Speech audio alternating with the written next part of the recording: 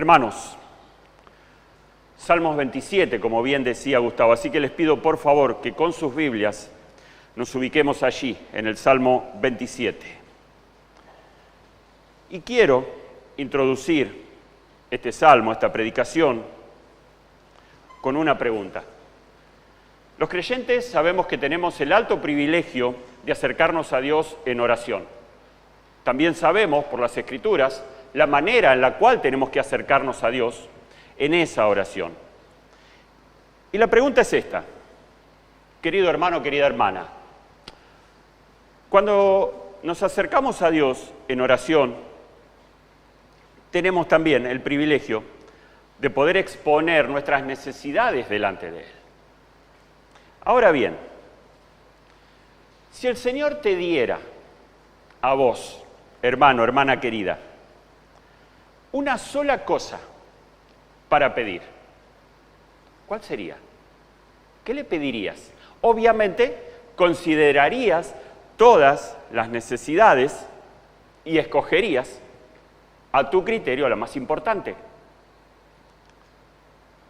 Y yo me hacía esta pregunta y digo, ¿y si el Señor me diera solo una cosa que pedir? ¿Cuál sería?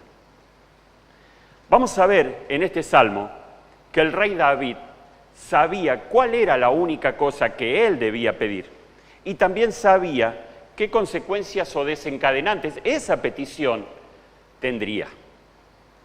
Vivimos dentro de una sociedad y en un mundo lleno de incertidumbre, lleno de dirección, de falta de dirección, lleno de miedo, lleno de desafíos, y todos, en algún momento hemos pasado por situaciones en las cuales nuestra fe ha sido puesta a prueba.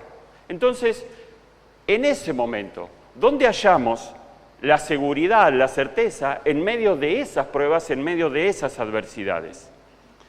El fundamento donde depositamos nuestra fe debe ser firme, y más cuando vemos que todo a nuestro alrededor tambalea, porque precisamente no tiene un sustento, no tiene una certeza, no tiene una firmeza en la cual sostenerse. Por lo tanto, el fundamento donde nosotros depositemos nuestra confianza, nuestra fe debe ser firme. El Salmo 27 nos va a enseñar una verdad fundamental para todos los creyentes de todos los tiempos. Nuestra seguridad y nuestra fortaleza provendrán siempre de Dios. Él es nuestra luz y nuestra salvación. Este salmo escrito por el rey David refleja el corazón de alguien que ha aprendido a confiar plenamente en Dios, incluso en medio de los peligros y de las amenazas que este rey sufría. David no solo proclama su confianza, sino él también nos enseña cómo esa confianza se deriva de una sola cosa que él pedía.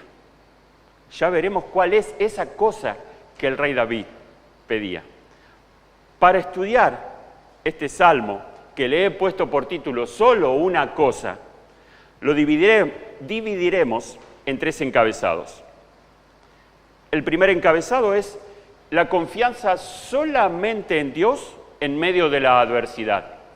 Abarcaremos los versículos del 1 al 3. El segundo encabezado es el anhelo de una comunión con Dios, versículos 4 al 6. Y el tercer encabezado, la perseverancia en la espera por una respuesta. Así que, encabezado 1, la confianza solamente en Dios en medio de la adversidad. El segundo encabezado, el anhelo de una comunión con Dios. Y el tercer encabezado, la perseverancia en la espera por una respuesta.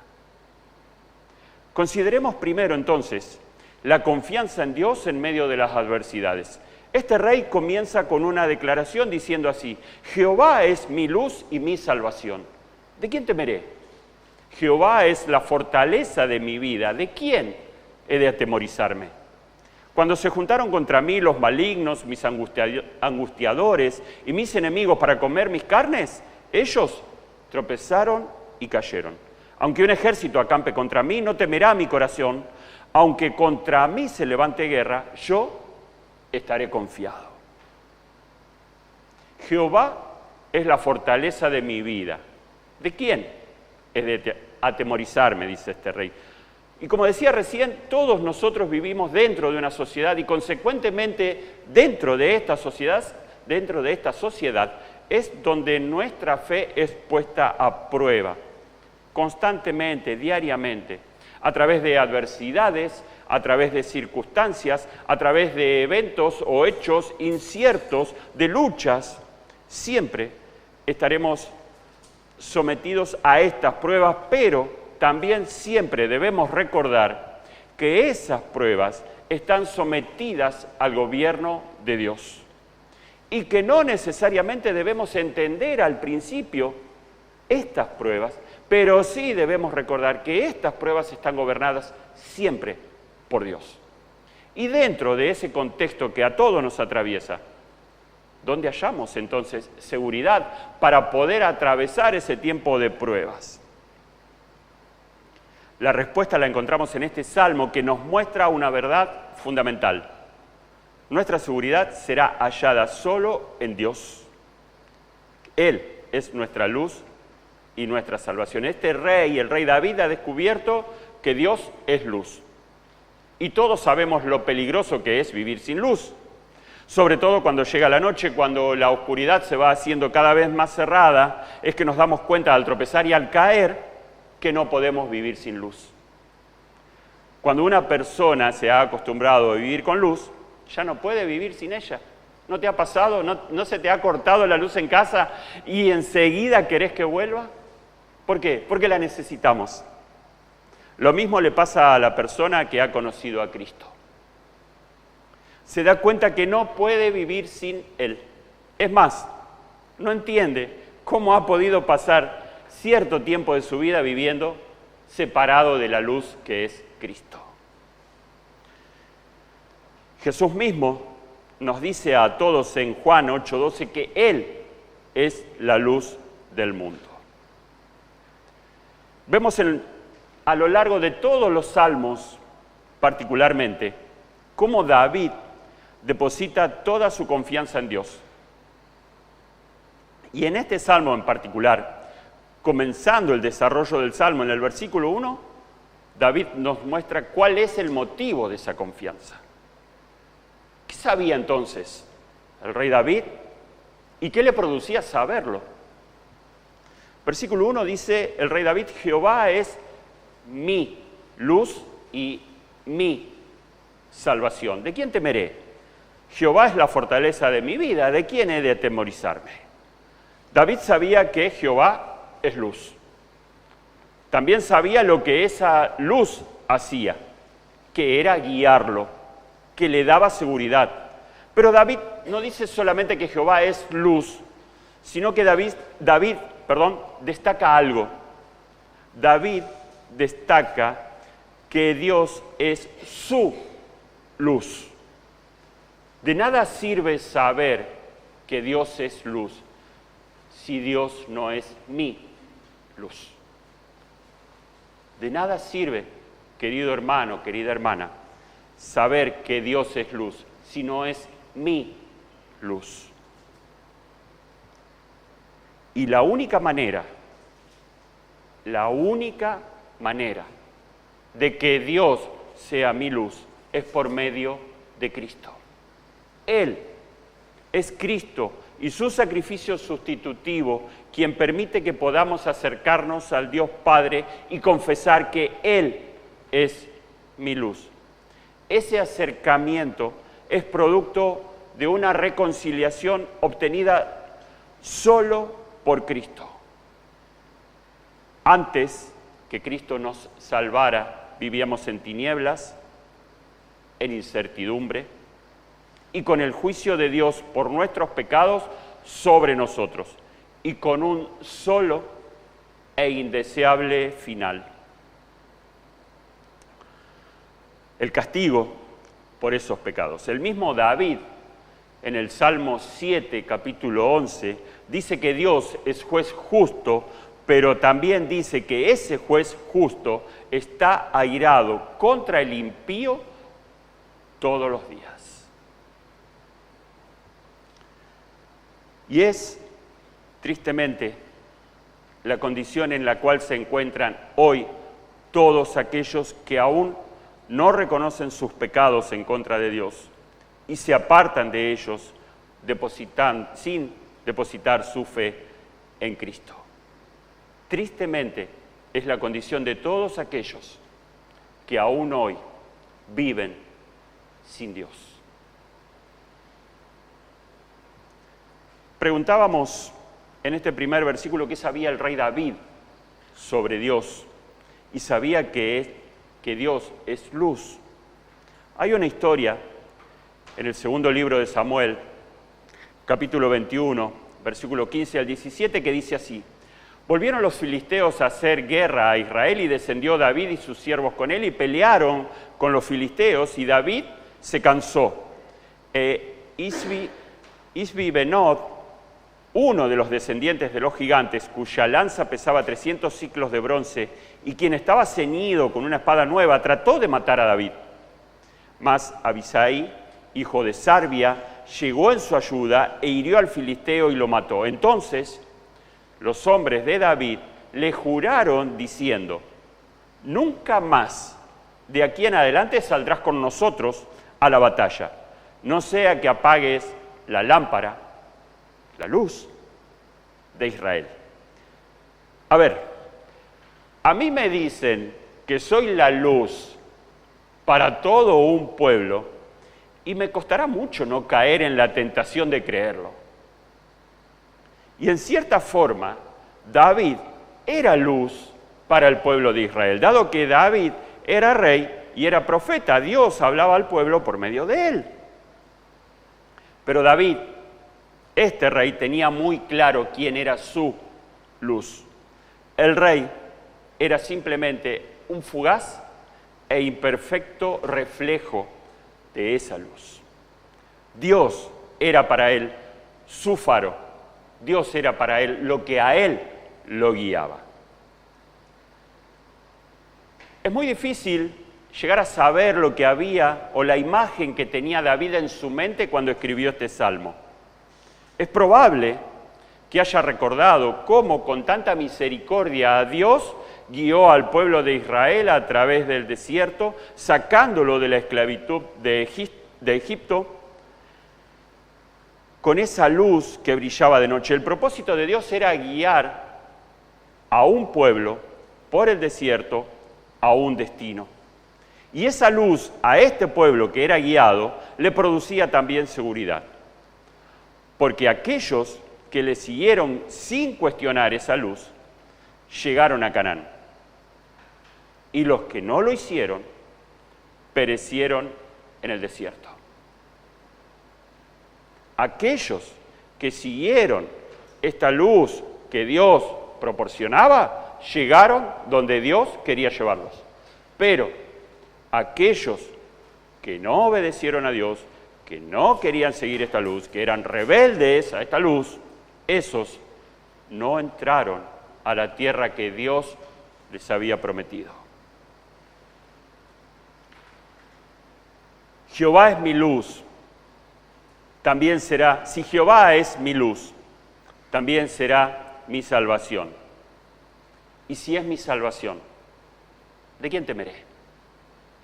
Jehová es la fortaleza de mi vida, ¿de quién he de atemorizarme? No se trata de vivir, de andar por la vida con una actitud temeraria o desafiante ante todo y ante todos, sino más bien se trata de morir a uno mismo y dejar que solo Dios, de este lado de la cruz y para nosotros hoy Cristo, sea nuestra luz y sea nuestra salvación. Porque solo muriendo a nosotros mismos, solo tomando nuestra cruz cada día, solo dejando que Dios sea quien nos guíe, sin cuestionarlo, es ahí donde Él será nuestro refugio seguro. Cuando ya has muerto a todo, ¿de qué vas a temer? ¿Qué te va a atemorizar? Sigamos observando en este salmo cómo David siente confianza al estar en un lugar seguro. Cuando se juntaron contra mí, versículo 2, cuando se juntaron contra mí los malignos, mis angustiadores y mis enemigos, para comer mis carnes, ellos tropezaron y cayeron. Es interesante notar que en este versículo el rey David cambia el tiempo verbal. David ahora se traslada en su vida a su pasado. Cuando se juntaron, tiempo pasado. Es interesante notar esto, porque pasa del presente continuo al pasado, lo que nos indica dos cosas: su memoria y lo útil que es para nosotros recordar las obras que Dios hizo en el pasado, en nuestras vidas, y que estas cosas efectivamente le acontecieron, le sucedieron. Cuando se juntaron, dice David, contra mí, los malignos y mis angustiadores. ¿Para qué? Para comer mis carnes, ellos tropezaron y cayeron. David, el rey David, el autor de este salmo, había visto de primera mano y en su propia vida el obrar de Dios, y lo recordaba. Aprendemos otra cosa interesante. No me quiero desviar tanto del tema, solamente voy a nombrar esto, que es la aplicación de este versículo. Recordar la fidelidad de Dios en otras circunstancias traerá confianza y seguridad a mi vida en las adversidades. Recordar la fidelidad de Dios en otras circunstancias traerá confianza y seguridad a mi vida en las adversidades en las cuales esté. El rey David continúa exaltando la seguridad y la confianza que le da estar junto a Dios. Aunque un ejército, versículo 3, aunque un ejército acampe contra mí, no temerá mi corazón. Aunque contra mí se levante guerra, yo estaré confiado. ¿Se dieron cuenta de un cambio que hace el rey David? Pasa ahora del pasado al futuro. El rey David cambia de nuevo el tiempo verbal y ahora habla de un futuro, de un hipotético escenario mucho más peligroso. Aquí hay una gran confianza en Dios para el tiempo que le va a venir a este rey. La experiencia del rey David le genera esperanza y confianza en el futuro. La valentía de este rey no estaba en su experiencia para la batalla, no estaba tampoco asentada sobre su ejército, de hecho eran apenas 600 hombres, tampoco estaba en su sabiduría, solo basaba su confianza en el consuelo que le daba haberse acordado de la fidelidad de Dios en el tiempo pasado. Su fe, al recordar esos hechos fieles y poderosos de Dios en su vida, le traía al rey una fe, una confianza que a él los desbordaba. Parafraseando, podríamos escuchar al rey David decir: a pesar de tales o cuales problemas o adversidades que me toquen vivir, de todas me ha librado el Señor. Y para el tiempo por venir tengo tal confianza y experiencia de que la bondad de Dios me sostendrá que no temeré. Algo muy común que nos pasa a nosotros es que cuando llega un tiempo difícil, es que cuando llega un tiempo de pruebas, nos desenfocamos, dejamos de ver a Dios y llevamos nuestra mirada a los problemas, a las pruebas, y dejamos de ver a quien soberanamente reina sobre ellas. Es muy común que desenfoquemos nuestra mirada de quien gobierna soberanamente sobre todo y sobre todos. Sería bueno en este tiempo recordar lo que Pablo les escribe a los romanos en su carta, en el capítulo 8, versículo 31 al 39, en la Nueva Traducción Viviente, dice esto el apóstol. ¿Qué podemos decir acerca de cosas tan maravillosas como estas? Si Dios está a favor de nosotros, ¿quién podrá ponerse en contra nuestra? Si Dios no se guardó ni a su propio Hijo, sino que lo entregó por todos nosotros, ¿no nos dará también todo lo demás? ¿Quién se atreve a acusarnos a nosotros? ¿A quien Dios ha elegido para sí? Nadie. Porque Dios mismo nos puso en una relación correcta con Él. Entonces, ¿quién nos condenará? Nadie. Porque Cristo Jesús murió por nosotros y resucitó por nosotros y está sentado en el lugar de honor a la derecha de Dios e intercede por nosotros.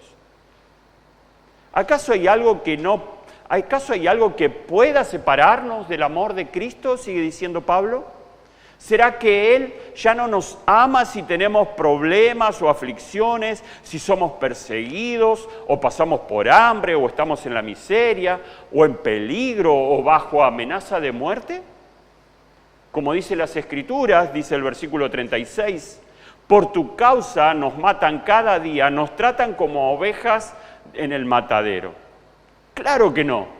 A pesar de todas estas cosas, nuestra victoria es absoluta por medio de Cristo quien nos amó. Y estoy convencido de que nada podrá jamás separarnos del amor de Dios. Ni la muerte, ni la vida, ni ángeles, ni demonios, ni nuestros temores, ni nuestras preocupaciones de mañana, ni siquiera los poderes del infierno pueden separarnos del amor de Dios.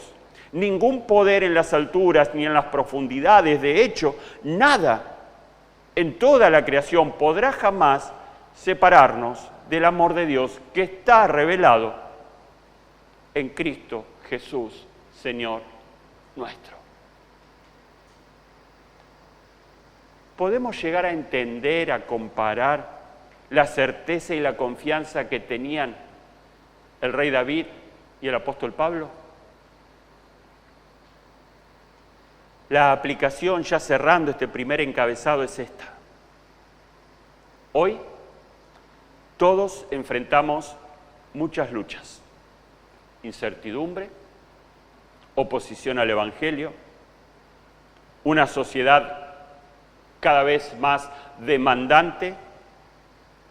Vivimos inmersos dentro de una sociedad que está cada día más apartada de Dios. Ante este panorama, ¿dónde estará puesta nuestra confianza? Estos versículos nos invitan a mirar más allá de nuestras circunstancias y fijar nuestros ojos en el Señor. Hemos sido sacados del caos, del desorden, de la inseguridad y de las falsas certezas que este mundo promete. Y fuimos llevados a un lugar seguro por medio de Cristo. Y lo mejor es habitar ahí, en ese lugar seguro que Cristo ganó para nosotros. Luego de manifestar su confianza y su seguridad en Dios, en los versículos 1 al 3, David expresa su mayor deseo. Y aquí responderemos la pregunta con la que iniciábamos este sermón. Él busca una sola cosa: el anhelo de una comunión con Dios. Versículos 4 al 6. Una cosa he demandado a Jehová, esta buscaré, que esté yo en la casa de Jehová todos los días de mi vida para contemplar la hermosura de Jehová y para inquirir en su templo. David, el rey David, no busca solamente protección, sino también busca intimidad con Dios. Esa certeza, ese conocimiento cierto, esa seguridad que le brinda este lugar seguro, hace que David anhele una comunión íntima con Dios. Repito esto, el rey David, al haber hallado en Dios y solo en Dios ese lugar que a él le proporcionaba esa seguridad y esa certeza, hace o deriva que él anhele, que él desee una comunión íntima, intensa con Dios. Es interesante cómo el rey David también lo pide. Hay una frasecita ahí que dice, he demandado en el versículo 4. Y hay algo interesante en esa palabra, y es la forma en la cual el rey David pide. Nos aproximaremos mucho al original si esa palabrita demandado la sustituimos por el sinónimo de mendigar. Pero no como un acto personal derivado de él mismo, no como un esfuerzo propio y personal, sino que el rey David demanda, ruega, pide, mendiga esa comunión íntima basada en la misericordia de Dios. Él apela a la misericordia de Dios. Para nosotros en estos días, esa misericordia que nos da acceso al Padre fue otorgada por Cristo. Sin haber en nosotros algún mérito, sin poder nosotros hacer algún esfuerzo o deseo por anhelar esa comunión íntima, Cristo la obtuvo para nosotros, sin merecerlo por su sacrificio. Solo Cristo y nadie más que Cristo puede poner a cada uno de nosotros en una posición tan gloriosa. Pablo, el apóstol Pablo, en muchas de sus cartas resalta esto: estamos en Cristo. Lo cual habla de una posición que no merecemos, sino que nos fue otorgada por gracia y por misericordia. Fue otorgada y fue ganada por el sacrificio de Cristo en favor de viles pecadores, como vos y como yo. El rey David mendiga tener esa comunión con el Señor, siendo consciente de su necesidad de gracia y de misericordia, al igual que cada uno de nosotros hoy. Sí, tanto vos como yo, como quien está a tu lado y como quien nos está viendo, tenemos una necesidad diaria de esa comunión. No es lo mismo pedir que mendigar. Un mendigo mendiga con insistencia y mendiga con mansedumbre, porque sabe que se está muriendo de hambre.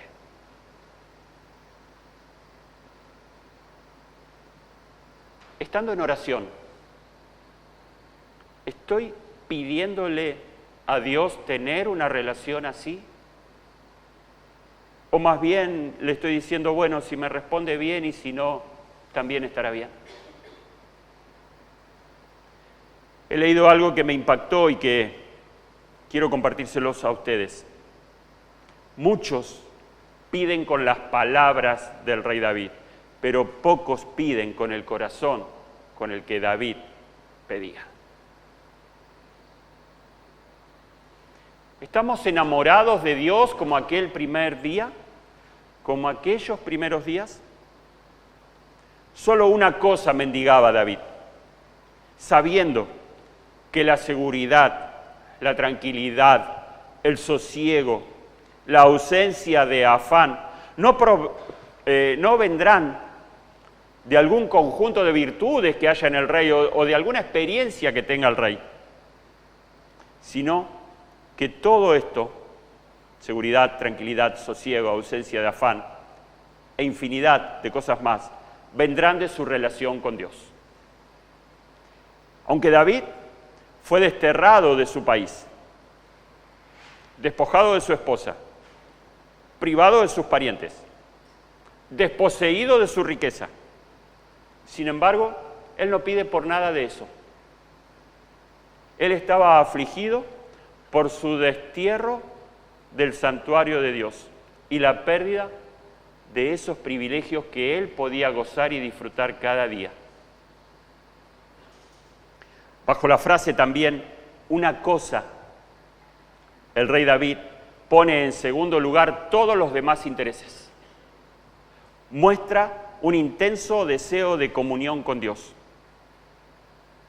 Solo una cosa buscaba este rey, solo una cosa anhelaba este rey, solo una cosa este rey sabía que era necesaria para todo lo demás.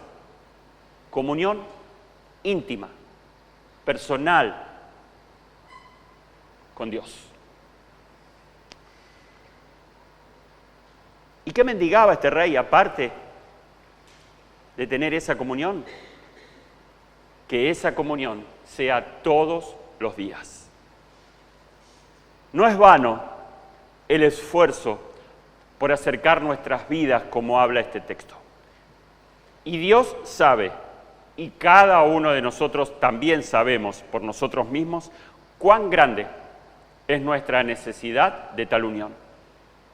Y reconociendo tal necesidad, el salmista agrega un dato que no es menor en este mismo versículo.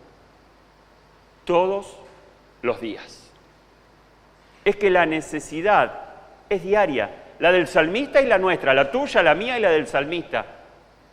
Tenemos esa necesidad diaria de tener una comunión íntima con Dios. Todos los días de mi vida te necesito, Señor. Yo sé que llegará aquel glorioso día en el cual nos encontremos cara a cara con nuestro Salvador. Tengo la certeza y sé que llegará ese día.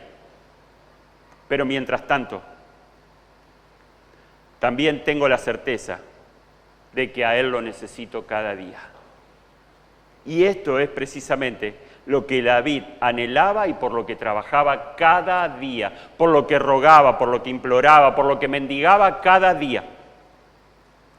Para nosotros, para los creyentes neotestamentarios, esto se cumple en Cristo. Él es nuestro verdadero templo. Juan 2, versículo 19 al 21 dice, respondió Jesús y les dijo, destruid este templo y en 3 días lo levantaré.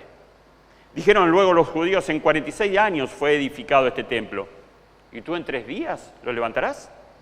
Mas él hablaba del templo de su cuerpo. ¿Y para qué quería el rey David habitar en su templo? Para contemplar la hermosura de Jehová. David no quería ver las cosas esplendorosas que había en el templo. David anhelaba ver la hermosura de Jehová. Entonces, le preguntamos al texto, ¿qué es precisamente lo que el rey David anhelaba, deseaba ver estando en el templo? La hermosura de Jehová. Esa hermosura es ni más ni menos que la revelación de su carácter, que se manifiestan, a través de sus atributos. Parecería que escuchamos al rey David mendigar, estar cerca de Dios y poder gozar, disfrutar en la contemplación de su gloriosa majestad, de su infinita sabiduría, de su santidad, de su justicia, de su verdad, de su gracia y de su misericordia. Pero este rey no quiere solamente contemplar esa hermosura y quedar ahí sentado, embelesado, extasiado, sino que quiere también inquirir, preguntar, averiguar con profundo y con sincero interés. Aprendemos, por lo tanto, que el crecimiento espiritual demanda buscar diligentemente al Señor y su palabra en oración. Como un mendigo te ruego contemplar tu hermosura, Señor, y preguntar en tu templo. Ahora, hermano, hermana, ¿hay alguna otra cosa que podamos pedir? ¿Hay algo mayor que podamos pedir? ¿Hay otra petición mayor que podamos hacer?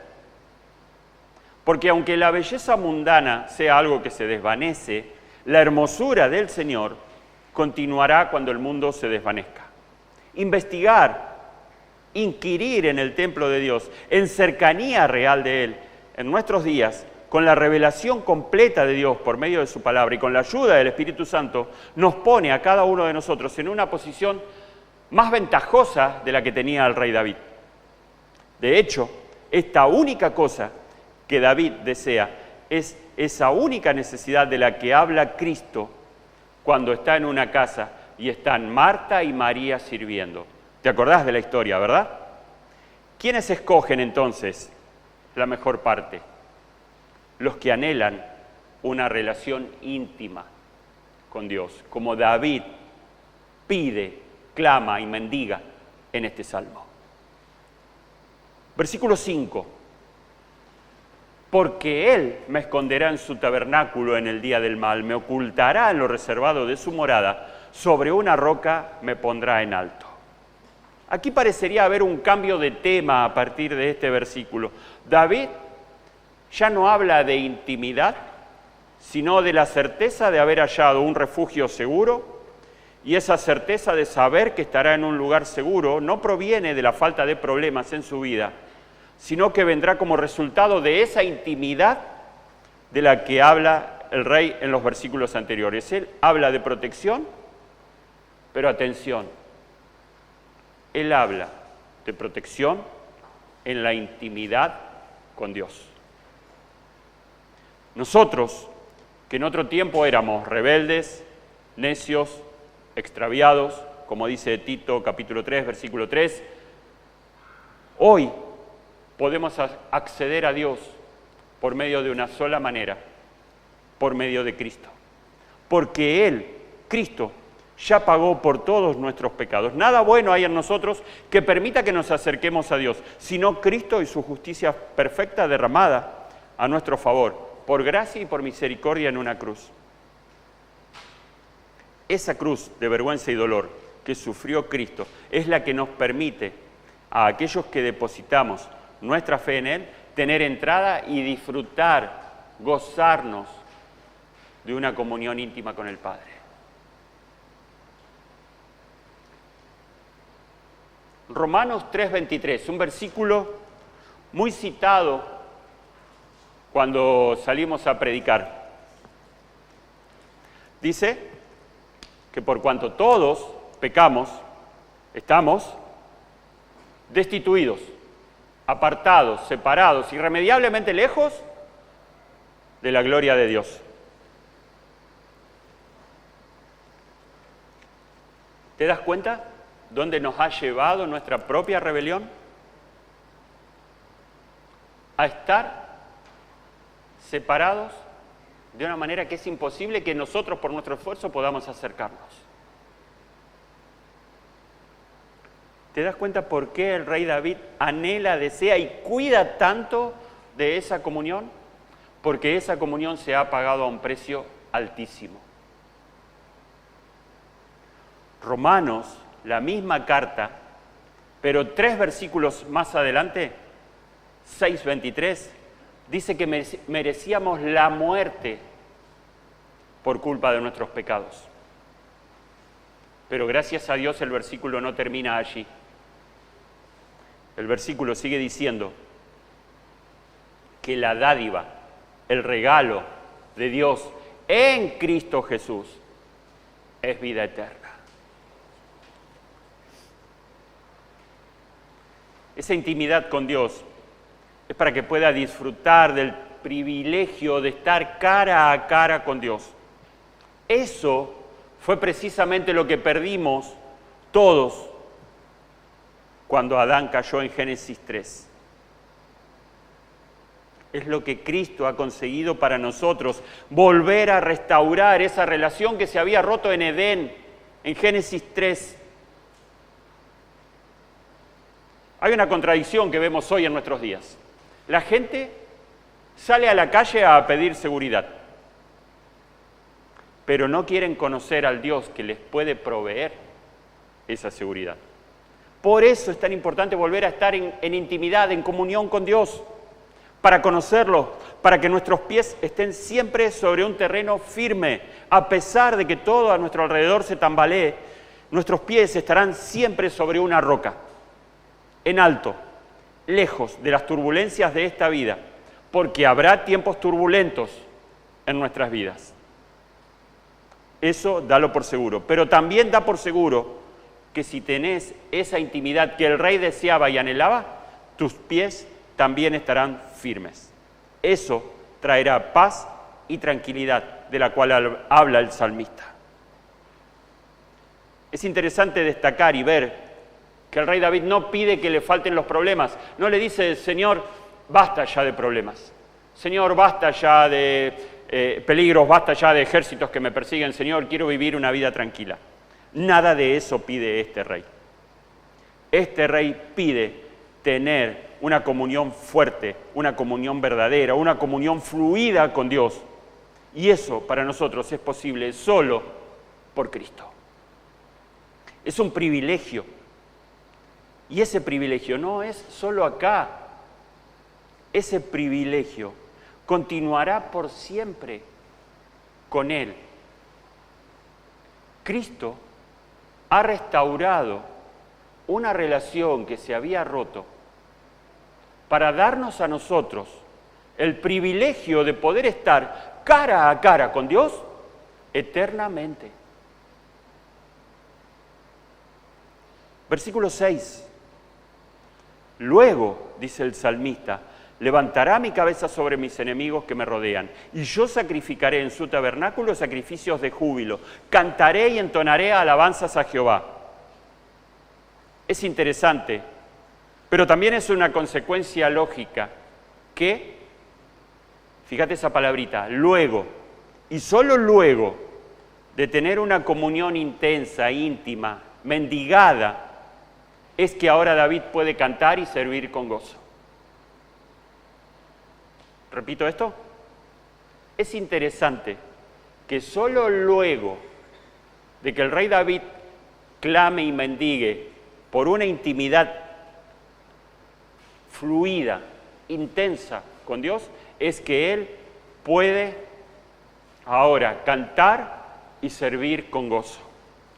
A pesar de que enfrentó adversarios que querían comer sus carnes, o a pesar de que un ejército acampe contra él, no temerá, estará confiado. Hebreos, capítulo 13, versículo 14 y 15, dice así, porque no tenemos aquí una ciudad permanente, sino que buscamos la porvenir.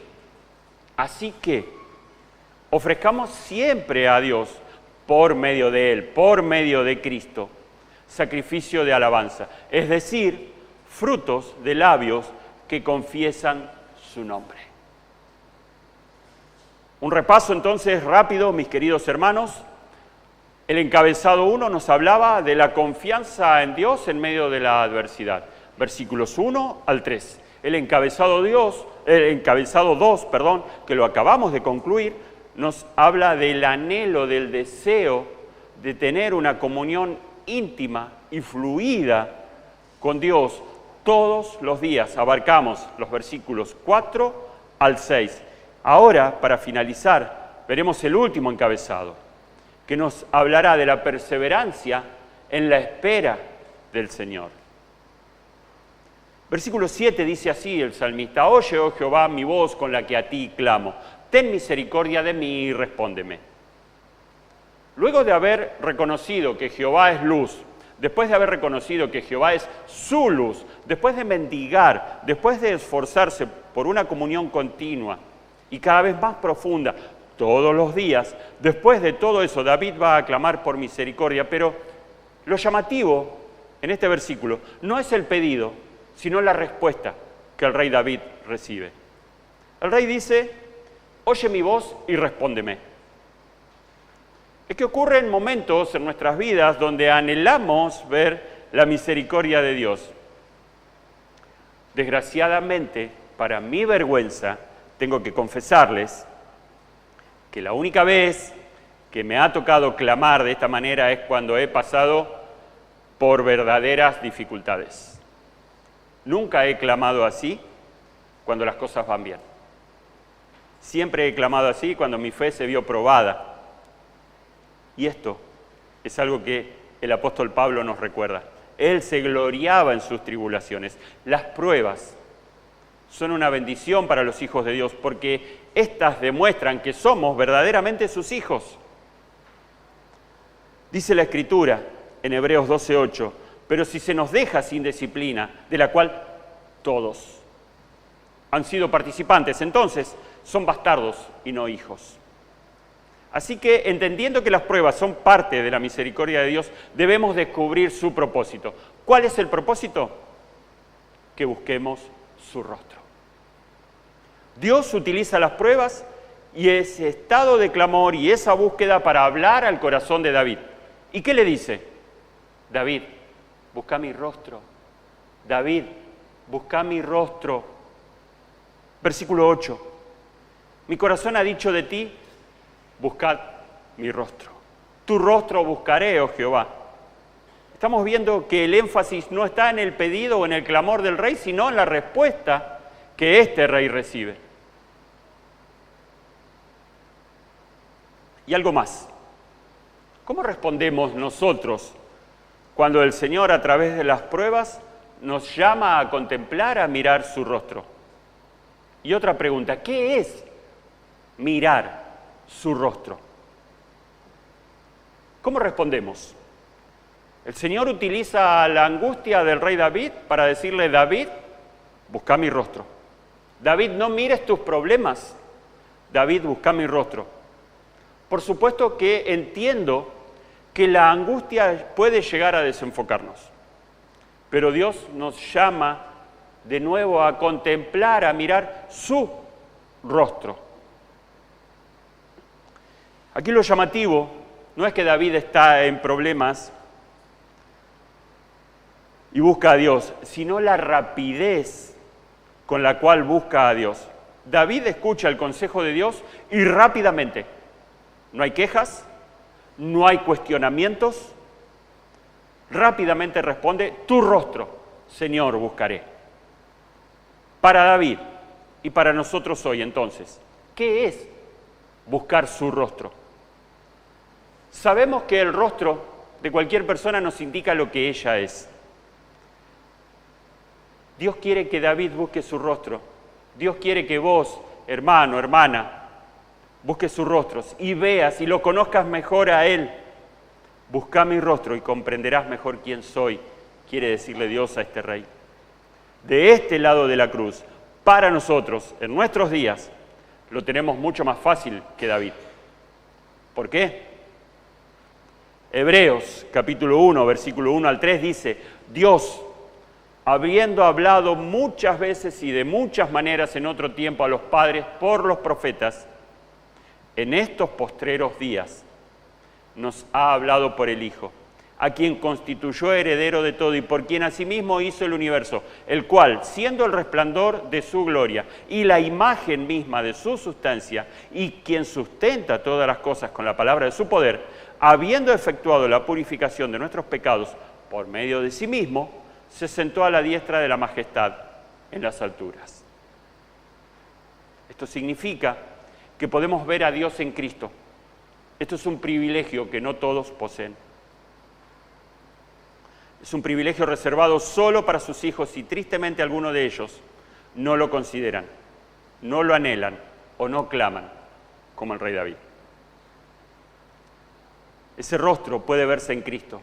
Nadie como Cristo me enseñó quién es Dios, mostrándome una total y absoluta dependencia de Él, en oración, en intimidad. Busca mi rostro significa mírame a mí, dice el Señor. No te mires a vos mismo, mírame a mí. Versículo 9, no escondas tu rostro de mí, no apartes con ira a tu siervo, mi ayuda has sido, no me dejes ni me desampares, Dios de mi salvación. David nuevamente ruega que Dios no esconda su rostro de él, porque es muy consciente lo que esa acción podía desencadenar. Pero dice algo más, no apartes con ira a tu siervo. ¿Por qué dice esto? Podemos escoger muchos pasajes de la Escritura, pero en particular he elegido Éxodo capítulo 7, versículo 14, donde empieza a hablar de las plagas que sufrió Faraón. Y ahí en Éxodo 7 es donde empiezan las pruebas, las plagas. El Señor le habló 10 veces a Faraón. Y sin embargo el corazón del Faraón fue endureciéndose cada vez más. David dice, no quiero esto para mí. Muéstrame tu rostro, no me apartes con ira como hiciste con Faraón. Yo sé, Señor, que tú eres un Dios misericordioso. Ya lo he comprobado en varios momentos de mi vida. He aprendido por experiencia propia que tu misericordia y tu fidelidad nunca fallarán. Yo sé que, versículo 10, aunque mi padre y mi madre me dejaran, con todo, Jehová me recogerá. David coloca a sus padres como las personas menos probables en abandonarlo a él, cuando en cualquier momento nos dejan desprovistos de la ayuda que necesitamos. Pero yo sé, dice David, que con Dios será distinto. Yo sé, dice el rey David, que con todo el Señor me recogerá. Es también importante destacar este con todo. Con todos mis enemigos que me puedan acechar, con todos los peligros que puedan aparecer, con todas mis debilidades que pueda tener, con todas las pruebas que Dios en su providencia me dé, con todo yo sé, dice David, que entonces el Señor me recogerá. ¿Cómo puede el rey David estar tan seguro? ¿Cómo nosotros podemos hoy tener esa certeza? De dos maneras. Una, por las demostraciones que Dios nos ha dejado en su palabra. Otra, por las demostraciones que ha hecho en cada uno de nosotros cada vez que le hemos pedido, cada vez que lo hemos llamado, cada vez que hemos acudido a Él. Él ha demostrado que Él nos recogió y nos recogerá siempre. Solo para mencionar un ejemplo, 2 Timoteo, allá al final de la vida del apóstol Pablo, el apóstol hace un pequeño resumen de su vida y él recuerda que en una situación nadie estuvo al lado de él, solo Dios estuvo conmigo. ¿Te acordás? 2 Timoteo, capítulo 4, dice Pablo, nadie estuvo a mi lado. En mi primera defensa nadie estuvo a mi lado, solo Dios estuvo conmigo. Versículos 11 y 12, dice el rey, enséñame, oh Jehová, tu camino y guíame por la senda de rectitud a causa de mis enemigos. No me entregues a la voluntad de mis enemigos, porque se han levantado contra mí testigos falsos y los que respiran crueldad. Volvemos a lo que decíamos al principio, a esta situación en la cual vivimos nosotros y a esta sociedad en la cual estamos nosotros. Encontramos que la mentira sigue acechando, encontramos que los mentirosos siguen estando alrededor nuestro.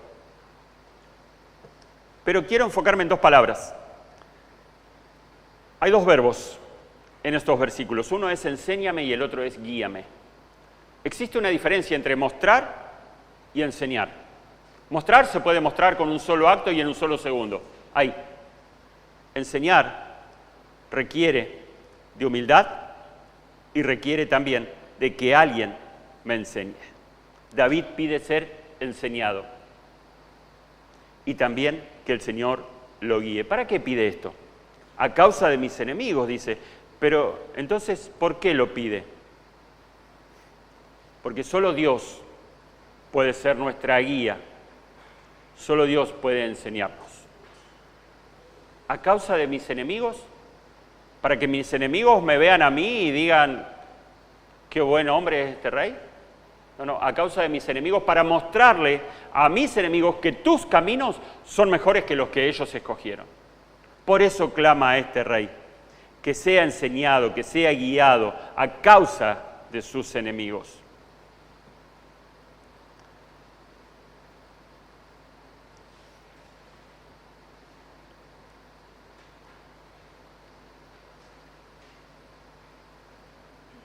David pone enteramente su confianza en Dios y su reconocimiento de la supremacía de sus caminos, de los caminos de Dios, a nuestros propios caminos.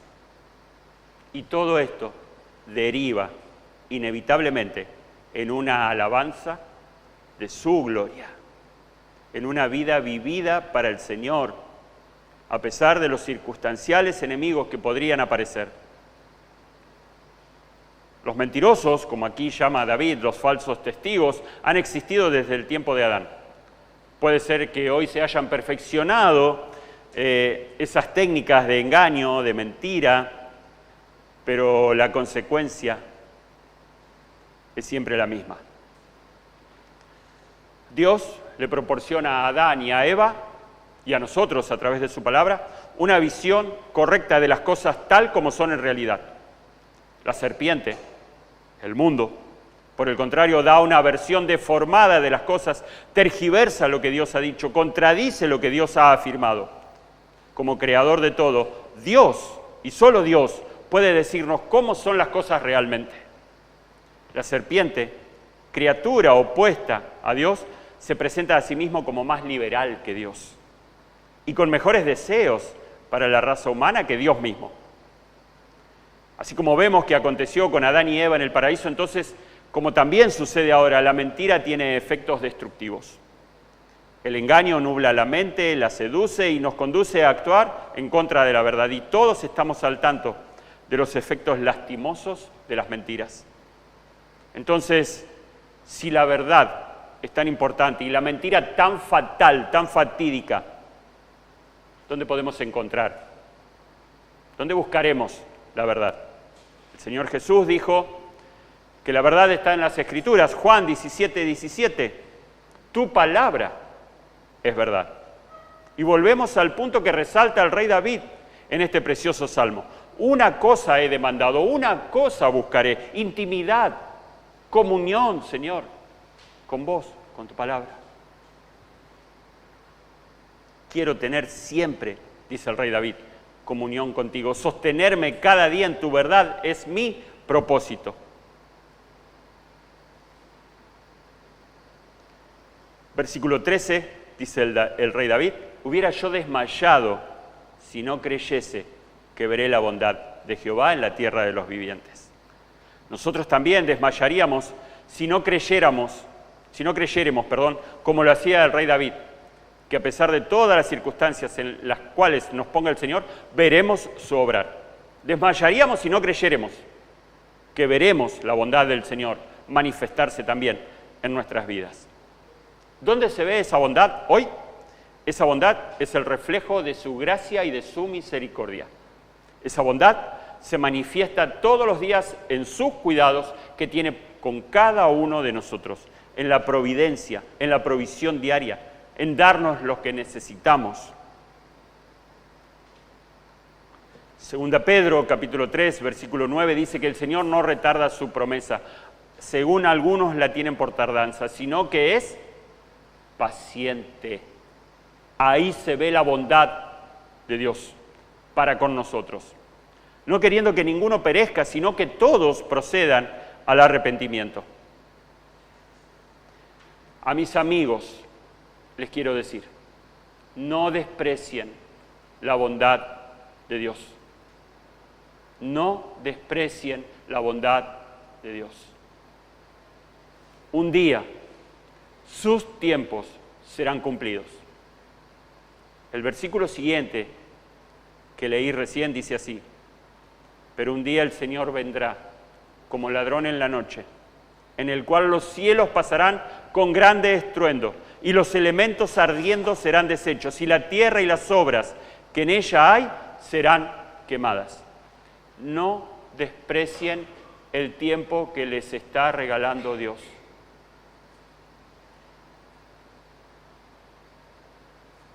Y a mis hermanos les digo que este salmo concluye en el versículo 14 diciendo así, aguarda a Jehová, esfuérzate y aliéntese tu corazón. Sí, espera a Jehová.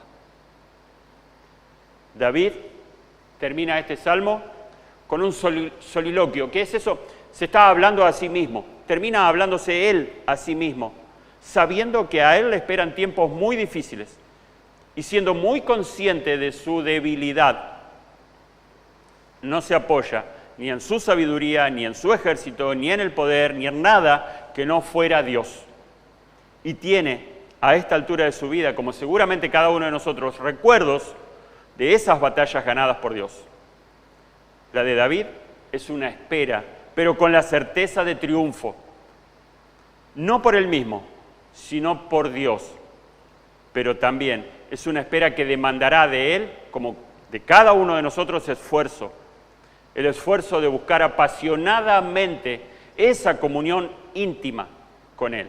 Buscar esa cosa única que él demandaba, que mendigaba insistentemente este rey. Y es ahí, cuando esa comunión es consumada, es ahí donde nuestro corazón tendrá el aliento necesario para cada día. Termina este rey recordando otra vez que esperar en comunión con Dios es lo mejor que puede hacer cada uno de nosotros hasta que Él nos llame a su presencia. Conclusión: nuestra seguridad y nuestra fortaleza será hallada solo en Dios. Y para los que aún no disfrutan de esa comunión, les quiero decir que la primera cosa que tienen que saber es que esa comunión tiene que ser restaurada.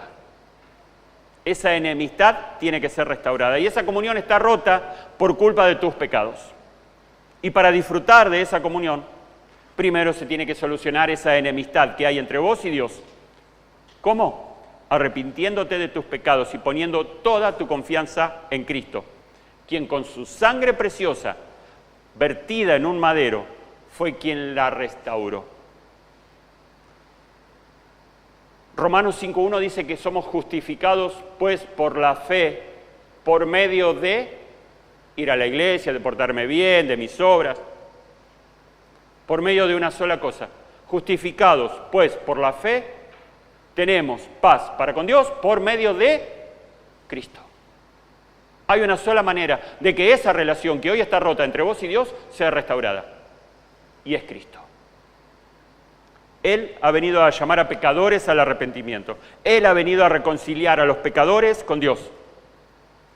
Él vino a pagar la deuda que vos y que yo teníamos con Él. Debes depositar tu fe en Él para salvación. Y a mis hermanos, anhelemos, deseemos con intensidad cada día tener una comunión íntima con el Padre. Genuina, sincera, duradera.